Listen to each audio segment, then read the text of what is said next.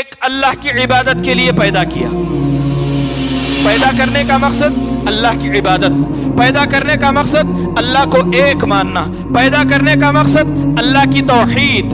دنیا میں اللہ رب العالمین کا بول بالا ہو، دنیا میں تمام معبودان باطلہ کا انکار ہو، دنیا میں اگر کسی کی عبادت کی جاتی ہے وہ صرف اللہ کی ذات ہو. یہی مقصد ہے میرے اور آپ کے پیدا کیے جانے کا. کیا ہم اس توحید کو جانتے ہیں؟ کیا ہم اس توحید سے متعلق بار بار پڑھتے ہیں؟ کیا ہم اس توحید کی اہمیت کو، اس کی قدر و منزلت کو جانتے ہیں؟ معزز حاضرین، دنیا میں جب تک توحید ہے اس وقت تک دنیا قائم ہے. جب دنیا سے توحید ختم، قیامت اسی وقت برپا ہو جائے گی. اللہ کے نبی کی روایت ہے، اللہ کے نبی فرماتے ہیں دنیا میں جب تک لوگ اللہ اللہ کہتے رہیں گے اس وقت تک دنیا باقی رہے گی. جیسے ہی اللہ اللہ کہنے والے دنیا سے ختم ہو جائیں گے اسی وقت اللہ قیامت کو برپا کر دے گا. توحید اس قدر عظیم ہے، توحید کے دم سے دنیا قائم ہے. توحید اگر نہ ہوتی دنیا اسی وقت فنا ہو جاتی. یہی توحید میری آپ کی زندگی کا مقصد ہے.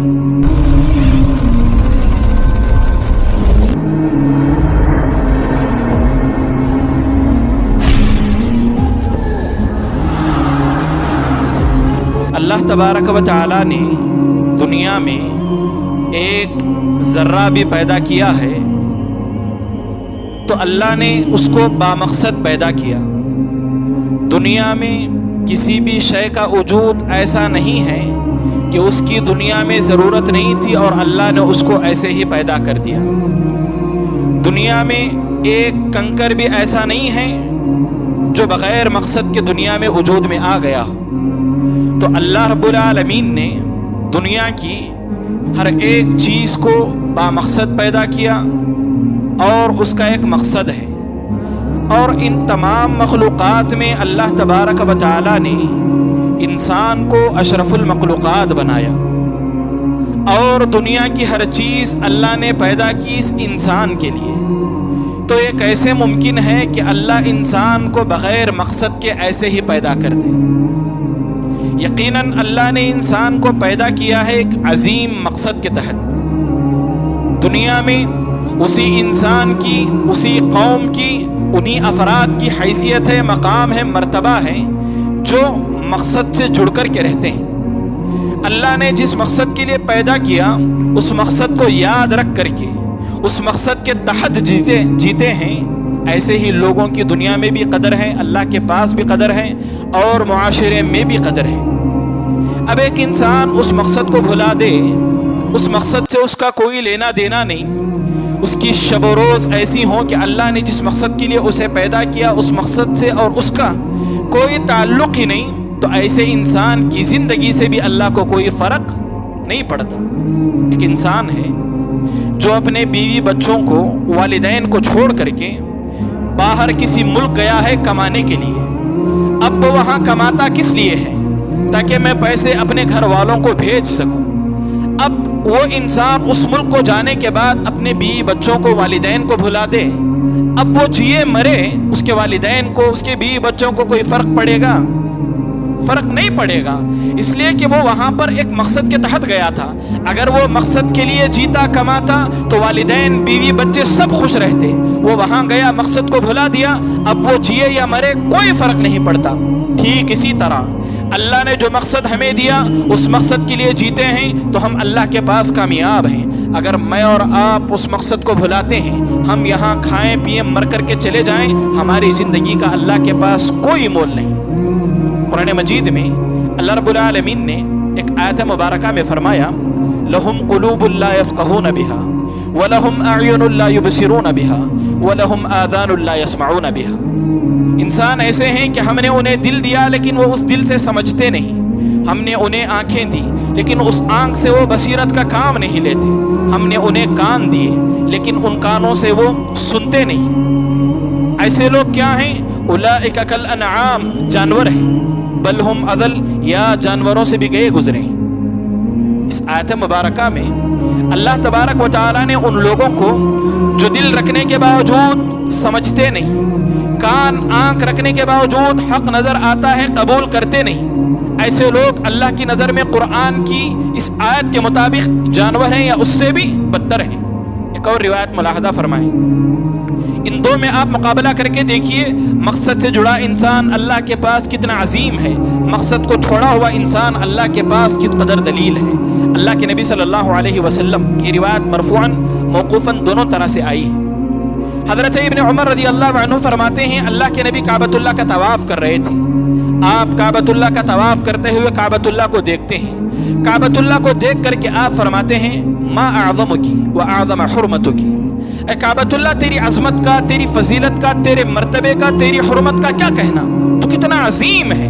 پھر آگے اللہ کے نبی فرماتے ہیں والذی نفس محمد بیدہ, اس ذات کی قسم جس کے ہاتھ میں محمد صلی اللہ علیہ وسلم کی جان ہے, لحرمت المؤمن اعظم حرمتا عند اللہ منک, ایک مومن کی حرمت, اس کا مقام, اس کی عزت اللہ کے نزدیک اے کعبۃ اللہ تجھ سے بھی بڑھ کر کے. دو آیتوں میں دو دلیل ہیں. ایک آیت ہے جس میں انسان کو جانور سے بدتر کہا گیا, ایک حدیث ہے جس میں اللہ کے نبی انسان کو کعبۃ اللہ سے عظیم قرار دیتے ہیں. یہ فرق آیا کہاں سے؟ ایک مقام ہے جہاں انسان جانور سے بھی ذلیل ہے, ایک مقام ہے کہ جہاں انسان کعبۃ اللہ سے بھی عظیم ہے. یہ مقام آتا ہے مقصد سے جڑ جانے کی وجہ سے. اللہ نے جو مقصد آپ کو دیا ہے آگے آپ اس مقصد کے حوالے سے سنیں گے, آپ اس مقصد سے جڑ جائیں گے, آپ کا مقام, مرتبہ, آپ کی شان, آپ کی شوکت کعبۃ اللہ سے عظیم ہوگی. لیکن اس مقصد کو چھوڑیں گے آپ جانور سے بھی ذلیل ہوں گے. ایک اور مثال سے آپ اس بات کو سمجھیں. ایک شخص قیامت کے دن اٹھا کھٹا پہلوان ٹائپ, یہ متکلم فی روایت ہے لیکن اس معنی کی دوسری بہت ساری روایت سے تصدیق ہوتی ہے. ایک پہلوان کو قیامت کے دن لایا جائے گا اور اس کو ترازو کے پلڑے میں تولا جائے گا. اللہ کے نبی فرماتے ہیں اس پہلوان کی قدر و قیمت ترازو کے اس پلڑے میں مچھر کے پر کے برابر بھی نہیں.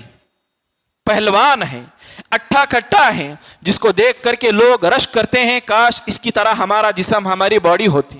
لیکن اس انسان کی حیثیت قیامت کے دن اللہ کے پاس ترازو میں مچھر کے پر کے برابر نہیں.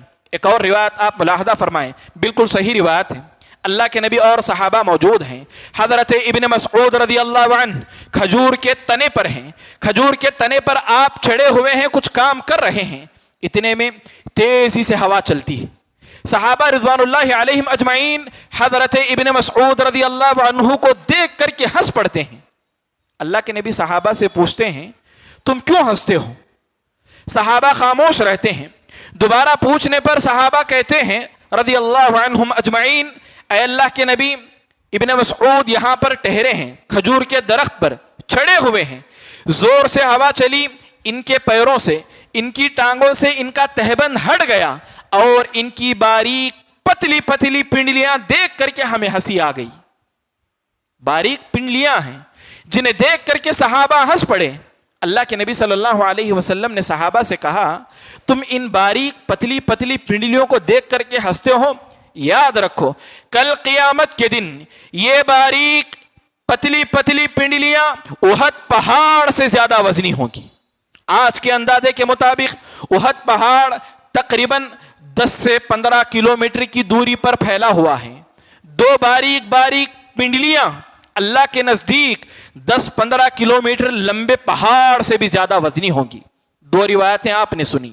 ایک روایت جس میں ایک پہلوان کا وزن مچھر کے پر کے برابر بھی نہیں, ایک روایت جس میں ایک دبلا پتلا صحابی رضی اللہ عنہ جن کا وزن احد پہاڑ سے زیادہ وزنی. اللہ کے پاس یہ فرق آیا کہاں سے؟ فرق آیا کہ یہ اٹھا کٹا پہلوان دنیا میں ایسے ہی جی کر کے چلا گیا, جبکہ صحابی رسول اللہ نے اللہ کے نبی کو جس مقصد کو دے کر کے بھیجا اس مقصد کو سنا اور اسی کے تحت اپنی آخری سانس تک جی اور اس دنیا سے گئے, تو یہ فرق اللہ کے پاس آیا.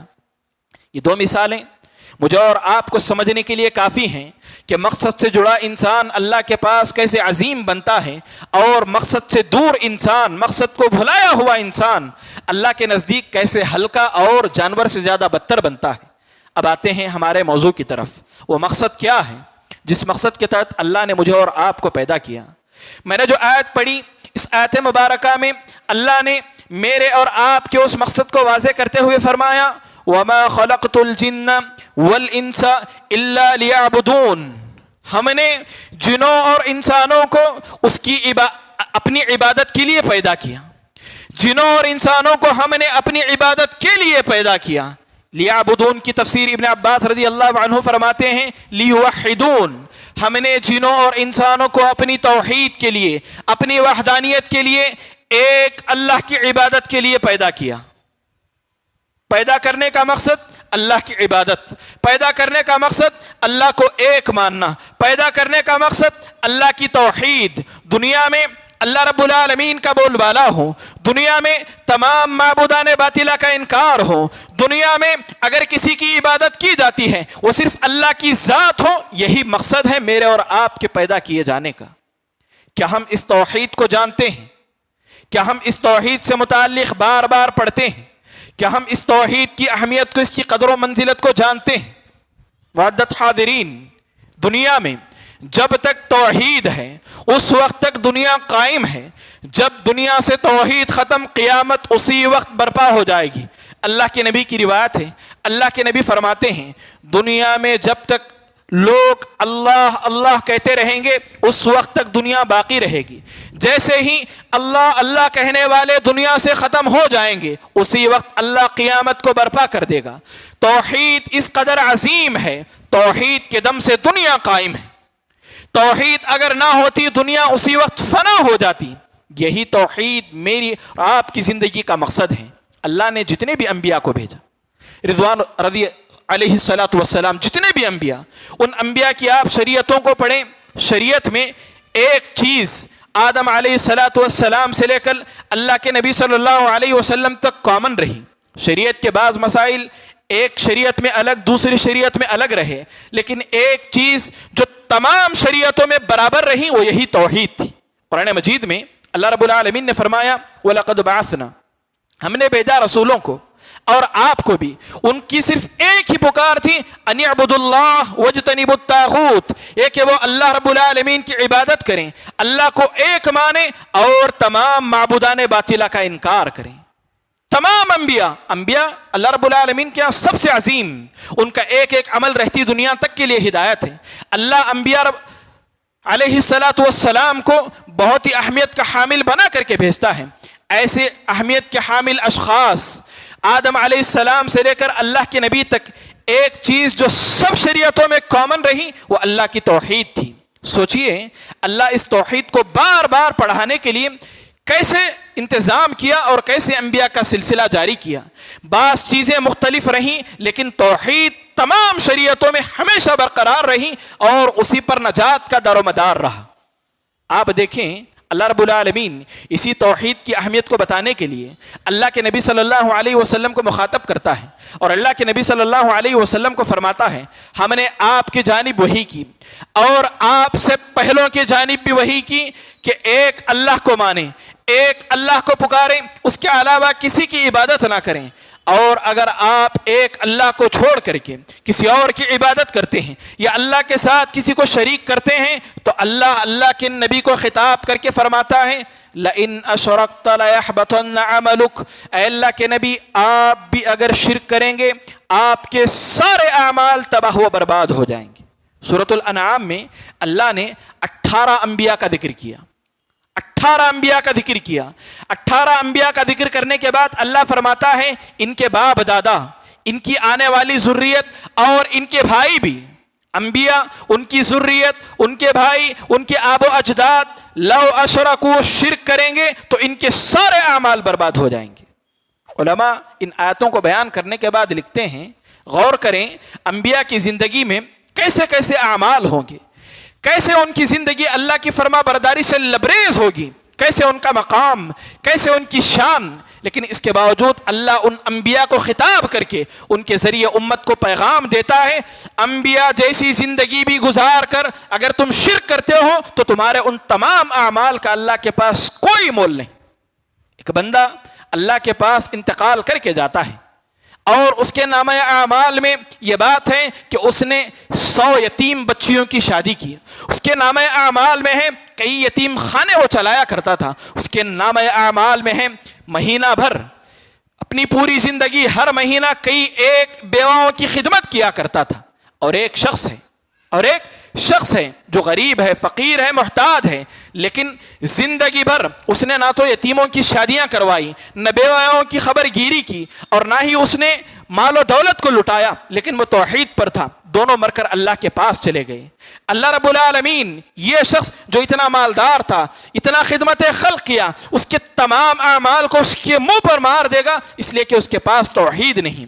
یہ شخص جس کے پاس توحید ہے، اس کے علاوہ کچھ نہیں، یہ شخص اللہ کے پاس کامیاب رہے گا. ہماری نیکیوں کا، ہمارے تمام اعمال کا، ہمارے صدقہ و خیرات کا، ہماری خدمت خلق کا، ہمارے سوشل ورک کا اللہ کے پاس اسی وقت مول ہے کہ آپ توحید کے ساتھ ان اعمال کو اللہ کے پاس لے کر کے جائیں. یہ سارے اعمال ہیں.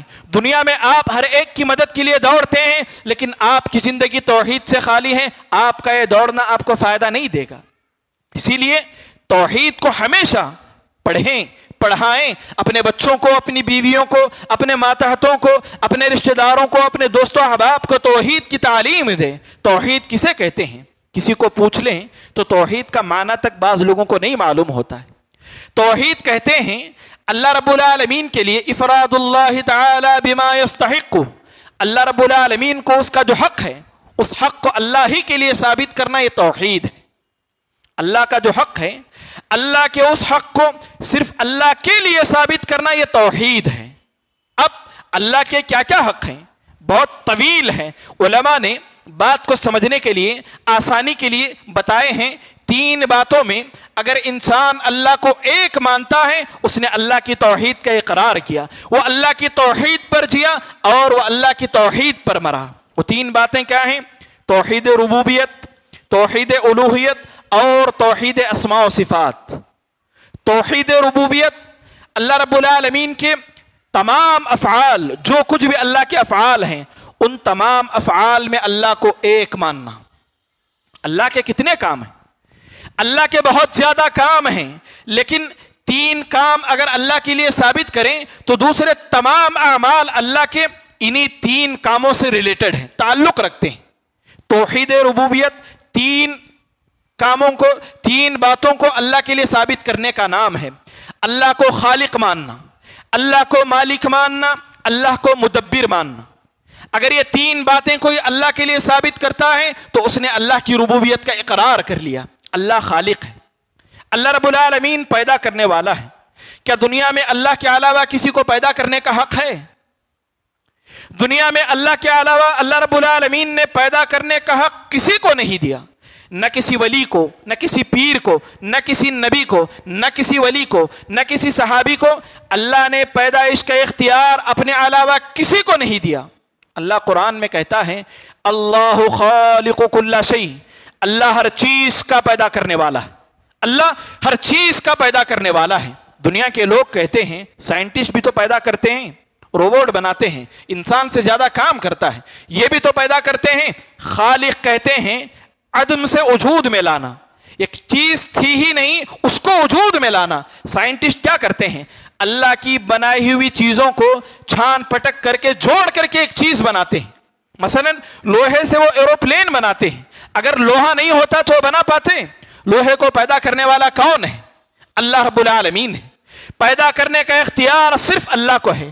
اللہ کے علاوہ دنیا میں کوئی پیدا کرنے والا نہیں. مشرکین جو اللہ کے ساتھ بتوں کو شریک کرتے ہیں، ان کے نزدیک پیدا کرنے والے والدین ہیں. مسلمانوں میں بھی پیدا کرنے والے والدین کو سمجھتے ہیں اور ان کی تعظیم میں ان کے آگے لوگ سجدہ کرتے ہیں.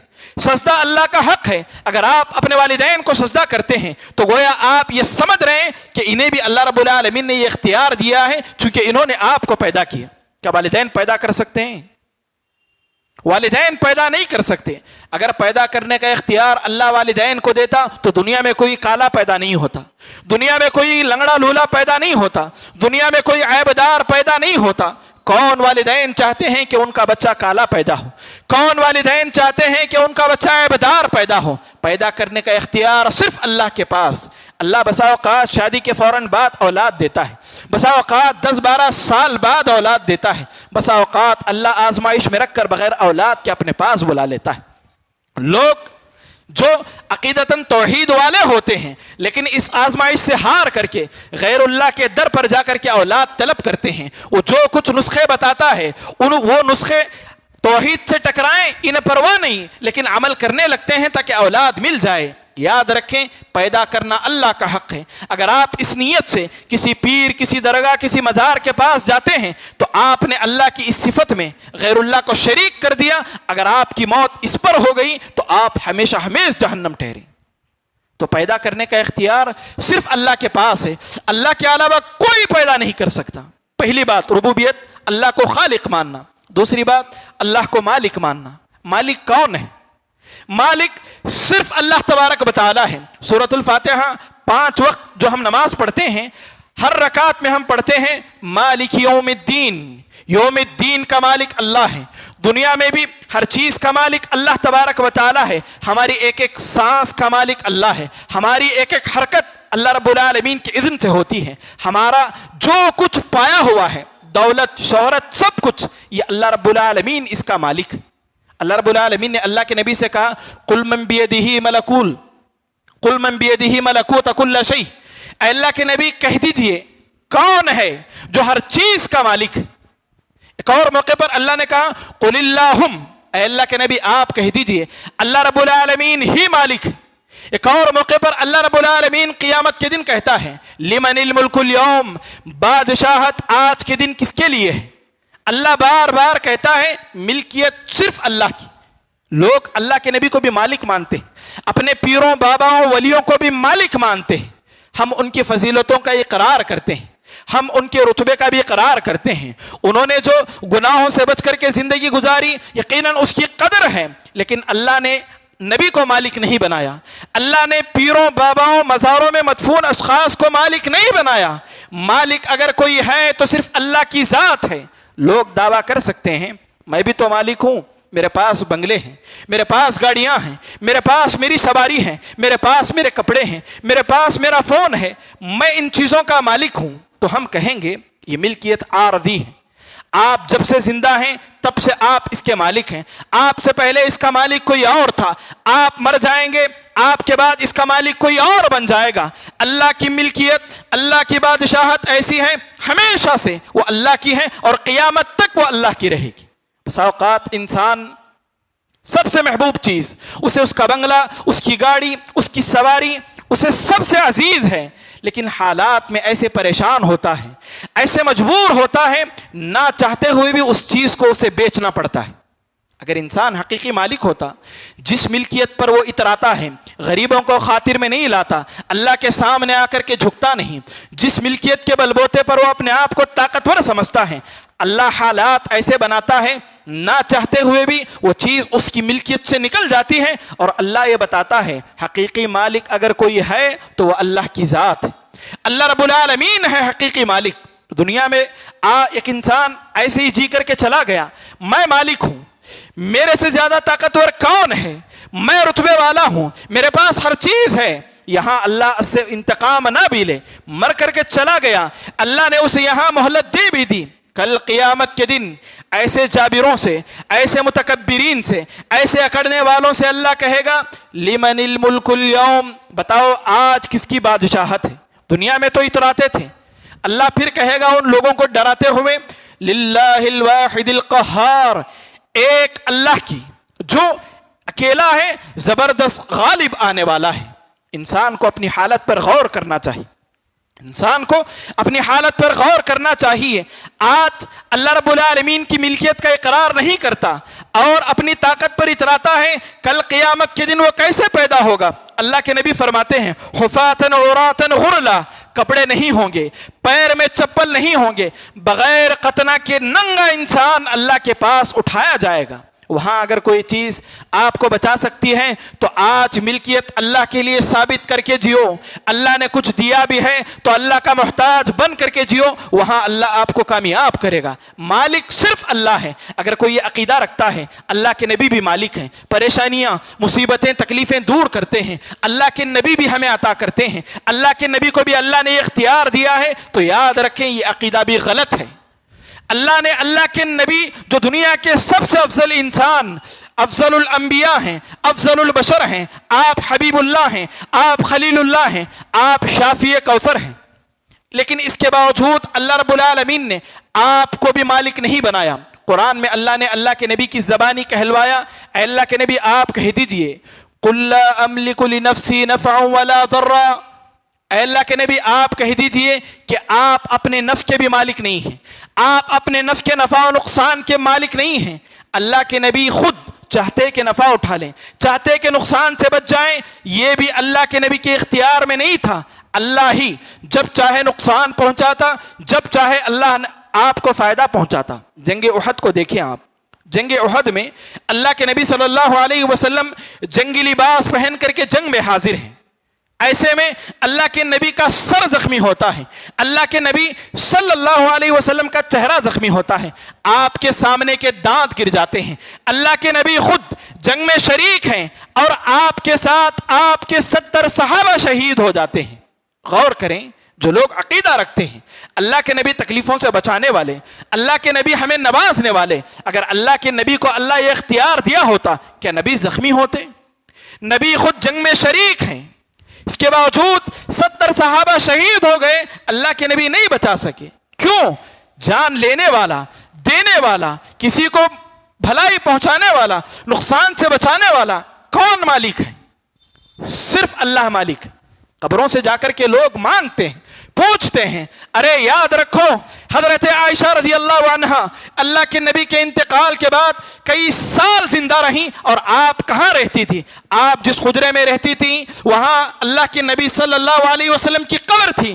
کیا حضرت عائشہ رضی اللہ عنہا نے کبھی اللہ کے نبی سے حالات جو پریشان تھے صفین کے موقع پر، جمل کے موقع پر، کبھی اللہ کے نبی سے مدد مانگی؟ کبھی اللہ کے نبی سے کوئی خیر طلب کیا؟ وہ جانتی تھی کہ خیر دینے کا مالک اللہ ہے، نقصان سے بچانے کا مالک صرف اللہ ہے۔ یہی عقیدہ میرا اور آپ کا ہونا چاہیے۔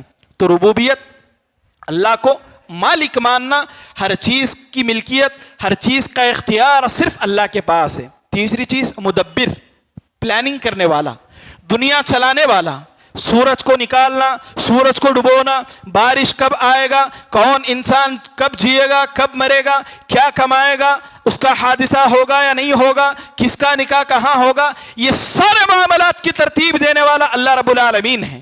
ہم کہتے ہیں ہم جب چاہے ہاتھ اٹھاتے ہیں، ہم جب چاہے جسے چاہے فون ملاتے ہیں، ہم جب چاہے گھر سے باہر چلے جاتے ہیں، ہمیں لگتا ہے کہ یہ سارا کچھ ہمارے اختیار سے ہوتا ہے۔ اللہ قرآن میں کہتا ہے وَمَا تَشَاءُونَ إِلَّا أَن يَشَاءَ اللَّهُ رَبُّ الْعَالَمِينَ، تم نہیں چاہ سکتے جب تک کہ اللہ رب العالمین نہ چاہے۔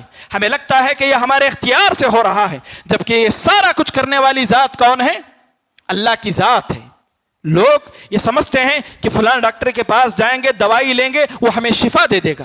شفا کہ کون کب تک بیمار رہے گا، کون کب تک صحت مند رہے گا، یہ بھی انتظام کرنے والا کون ہے؟ اللہ رب العالمین ہے۔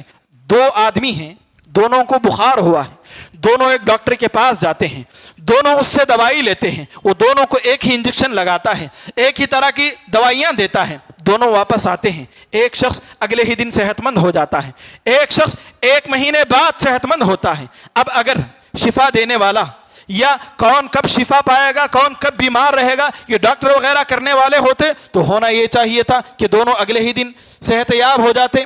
ایک اگلے دن ہو رہا ہے اور ایک کئی دن بعد ہو رہا ہے۔ اللہ جس کو جب تک چاہتا ہے بیمار رکھتا ہے، اللہ جس کو جب تک چاہتا ہے صحت مند رکھتا ہے۔ یہ چلانے والا صرف اللہ ہے۔ اگر انسان اس پر غور کرے، اللہ کی تدبیر پر غور کرے، اللہ نے ہمیں جو پیدا کیا، انسان بس اپنے وجود پر غور کرے، اللہ رب العالمین کی وحدانیت کا اقرار کر لے گا، اللہ رب العالمین کو مالک ماننے پر مجبور ہو جائے گا۔ اللہ سر کو مضبوط بنایا، سر کے اندر اللہ نے جو چیزیں رکھی، ایک رگ ادھر کی ادھر سے ہو جائے انسان پاگل ہو جاتا ہے۔ اللہ نے اس کے انتظام کے لیے سر کو اس قدر مضبوط بنایا کہ اللہ اس کے ذریعے اس کے اندر موجود اعضاء کی حفاظت کرتا ہے۔ اللہ نے ذائقہ چکھنے کا ہنر، ذائقہ چکھنے کی صلاحیت زبان میں رکھی۔ کیا بڑی بات تھی کہ ذائقہ چکھنے کی صلاحیت انگلیوں میں ہوتی۔ کھانا کھا کر چکھنے کے بجائے انسان چھوتا چک کر لیتا، اس لیے کہ تیز لگنے پر یا کڑوا لگنے پر تھوکنے کی نوبت نہیں آتی۔ لیکن ہمارا اللہ ایسی تدبیر کرنے والا، ایسی پلاننگ کرنے والا ہے کہ انسان جب لقمے کو چباتا ہے وقت لگتا ہے اسے بوریت محسوس نہ ہو, چباتے ہوئے زبان کے ذریعے ذائقہ محسوس کرے, اس لیے اللہ نے ذائقے کو زبان میں رکھا. انسان غور کرے, اللہ نے ہمارا جو پچھلا حصہ ہے جس پر ہم بیٹھتے ہیں وہاں پر اللہ نے گوشت زیادہ رکھا تاکہ انسان بیٹھے تو ہڈیوں کی چبھن محسوس نہ ہو. اللہ نے جانوروں کو پیدا کیا, جانوروں کا سر نیچے ہوتا ہے, اللہ نے ان کی غذا کا انتظام چارے کی شکل میں نیچے کیا.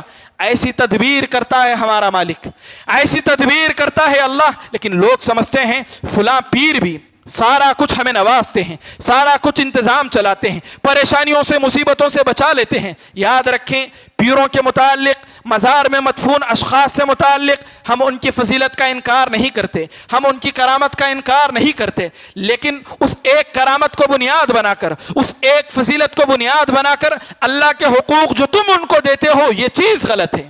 آپ اس بات کو ایک مثال کے ذریعے سمجھیں. جمعہ کا دن تھا, حضرت عمر بن خطاب رضی اللہ عنہ خطبہ دے رہے تھے. آپ نے خطبہ دیتے ہوئے لشکر کو مخاطب کر کے کہا, یا ساریہ الجبل, اے ساریہ پہاڑ کی طرف پناہ لے لو.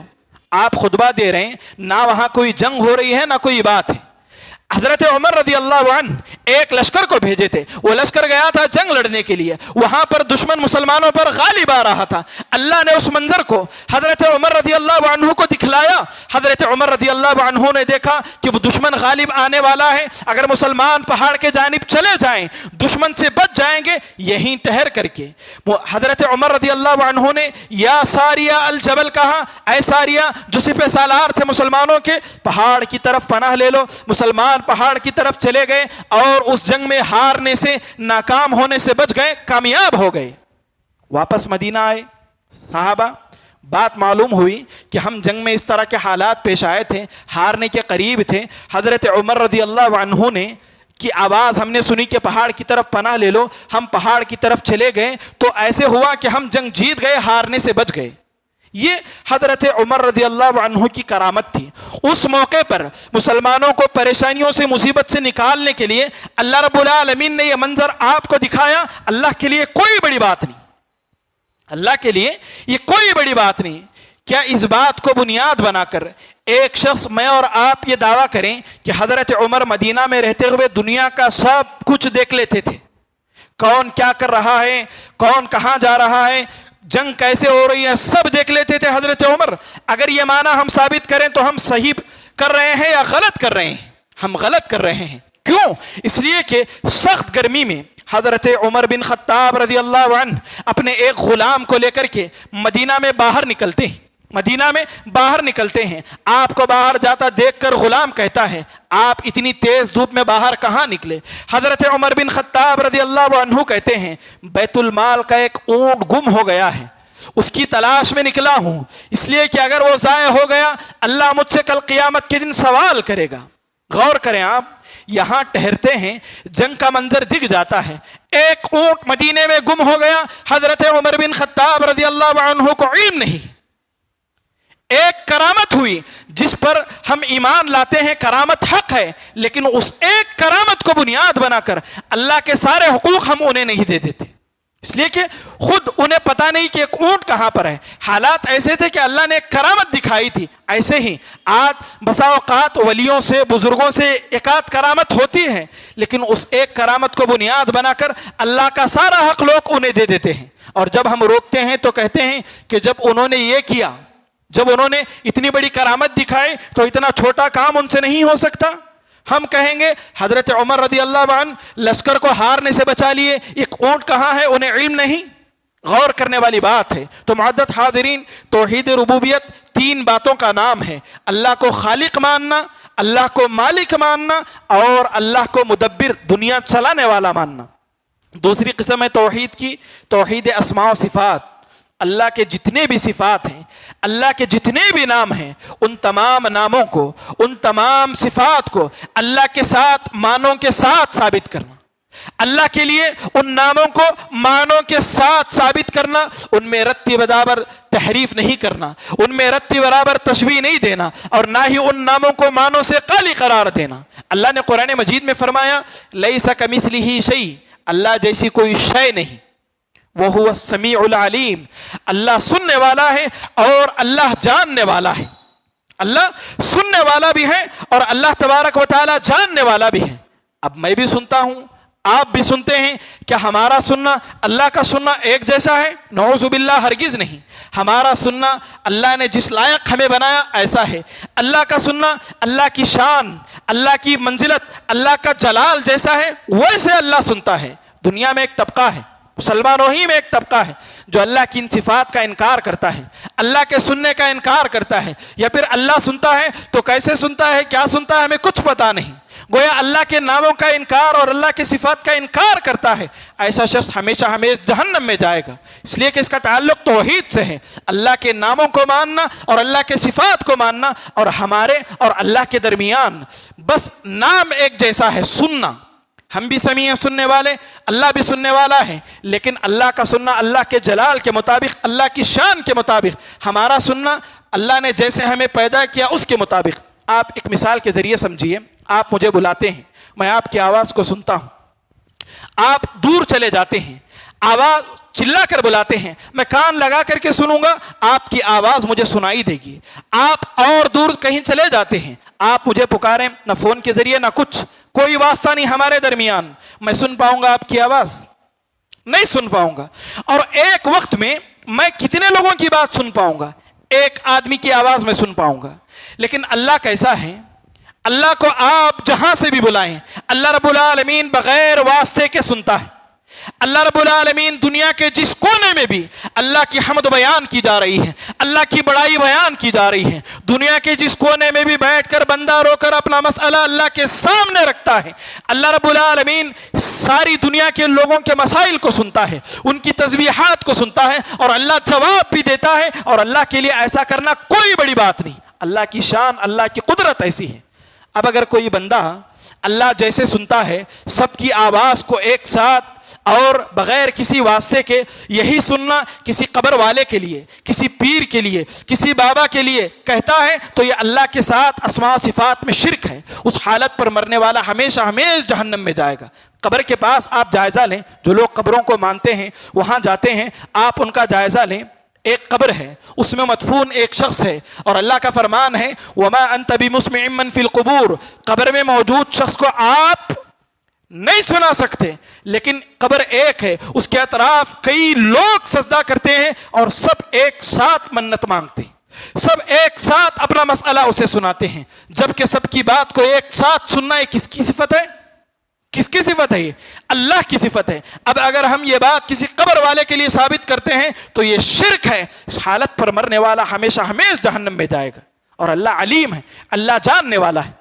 اللہ رب العالمین جو کچھ ہے سب کچھ جاننے والا ہے، قیامت تک جو ہوگا وہ بھی اللہ جاننے والا ہے۔ یہاں تک کہ اللہ نے قرآن مجید میں فرمایا یعلم خائنۃ الاعین وما تخفی الصدور، ہمارے دلوں میں جو ہے اللہ وہ بھی جاننے والا ہے۔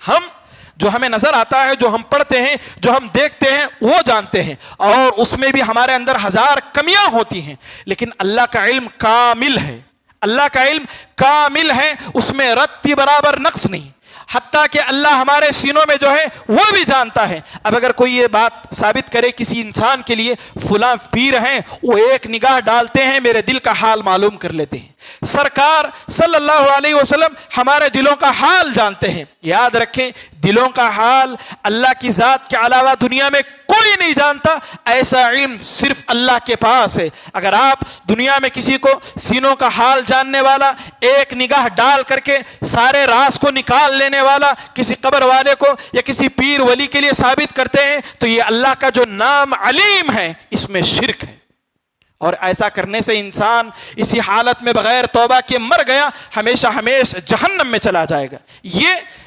مطلب ہے اللہ کے اسماء و صفات پر ایمان لانے کا، کہ اللہ کے جتنے بھی صفات ہیں، اللہ کے جتنے بھی نام ہیں، ان تمام ناموں کو معنوں کے ساتھ اللہ رب العالمین ہی کے لیے ثابت کرنا، اس میں بغیر کسی انسان کی تشبیہ دیے ہوئے، یہی توحید اسماء و صفات پر ایمان لانے کا مطلب ہے۔ معزز حاضرین، وقت ہو رہا ہے، دو باتیں کہہ کر کے میں اپنی بات مکمل کرتا ہوں۔ ایک قسم ہے توحید الوہیت، یعنی عبادت اللہ کی کرنا، اللہ کو الہ ماننا، نماز پڑھنا، روزہ رکھنا، صدقہ و خیرات کرنا، حج کرنا، قربانی کرنا، نظر ماننا، یہ جتنے بھی عبادتیں ہیں ان تمام عبادتوں کا حقدار صرف اللہ ہے۔ اللہ کے علاوہ ہماری ایک رتی برابر بھی عبادت کا کوئی حقدار نہیں۔ پیدا کرنے والا، مالک، مدبر، اور اس کے اندر کیسی کیسی صفات ہیں، جب ان تمام صفات کا قادر، ان تمام صفات کے لائق صرف اللہ ہے، کوئی انسان نہیں، تو اللہ ہی کی عبادت ہم تمام کو کرنا چاہیے۔ اس پر بولنے کا موقع نہیں ہوا الوہیت کا، انشاءاللہ پھر کسی موقع سے الوہیت کی وضاحت ہوگی۔ بس اتنا یاد رکھیں، توحید الوہیت کا مطلب ہے صرف اللہ کو الہ ماننا، معبود حق ماننا، اور ہر طرح کی عبادت صرف اللہ کے لیے کرنا۔ تو معزز حاضرین، میں انہی باتوں پر اپنی بات مکمل کرتا ہوں۔ آپ لوگوں سے یہ اپیل کرتا ہوں کہ دنیا میں اللہ نے ہمیں پیدا کیا اللہ کی توحید کے لیے، اس کی توحید پر عمل کرنے کے لیے، اس کی توحید لوگوں تک پہنچانے کے لیے۔ یہی مقصد لے کر کے مجھے اور آپ کو جینا ہے۔ دنیا میں آپ نے سب حاصل کر لیا، آپ کے پاس توحید نہیں، آپ ناکام ہیں۔ اللہ کے نبی نے حضرت علی رضی اللہ عنہ کو خیبر کے موقع پر جنگ لڑنے کے لیے بھیجا۔ آپ نے کل رات میں صحابہ سے کہا تھا کل ایک ایسے آدمی کو جھنڈا دوں گا جس کے ہاتھ پر اللہ مجھے فتح دے گا۔ رات میں اللہ کی طرف سے وحی آ چکی ہے کہ کل خیبر فتح ہو جائے گا، حضرت علی رضی اللہ عنہ جائیں گے اور خیبر فتح ہوگا۔ سب کچھ ہو جانے کے باوجود اللہ کے نبی جنگ پر حضرت علی رضی اللہ عنہ کو بھیجنے سے پہلے کہتے ہیں، اے علی، جب تم جاؤ سب سے پہلے انہیں توحید کی دعوت دینا، جنگ شروع مت کر دینا۔ جنگ کا نتیجہ سب معلوم ہے، جائیں گے جیت جائیں گے، اس کے باوجود حکم ہے جانا، سب سے پہلے دعوت دینا۔ پھر فرماتے ہیں لَأَن يَهْدِيَ اللَّهُ بِكَ رَجُلًا خَيْرٌ لَكَ مِنْ حُمُرِ النَّعَمِ، تمہاری دعوت پر ایک آدمی بھی اگر ہدایت پا جاتا ہے یہ تمہارے لیے 100 سرخ اونٹوں سے بہتر ہے۔